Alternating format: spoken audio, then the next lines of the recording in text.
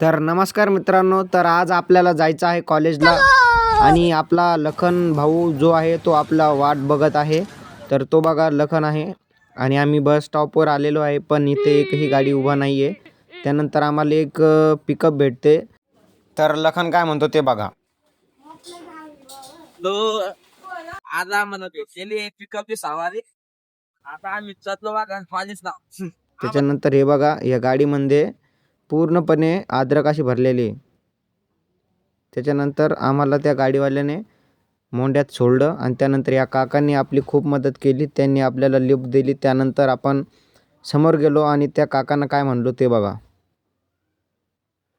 धन्यवाद साहेब. आपण काकांना धन्यवाद म्हटलो आणि त्यानंतर तिथून पायी चालत हालत गेलो. एकदम बेकार त्याच्यानंतर झालेली आहे माझ्या आता. केसांची हालत एकदम बेकार झाली होती. मित्रांनो, आपल्याला 7:30 वाजेला कॉलेजला जायचं होतं, तर तुम्ही टाइम बघू शकता किती वाजलेले आता.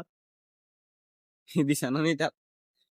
तर आता 7:29 झालेले आहे आणि आपण आता पायी प्रवास करत आहे. तुम्ही तो बघितलेला आहे की आपण 2 गाड्या जे आहे बदललेल्या आहे.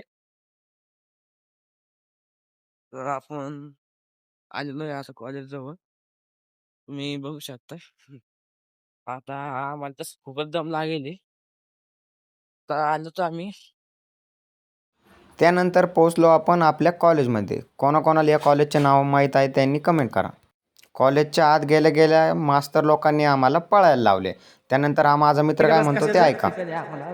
मामा माझी व्हिडिओ नको काढ.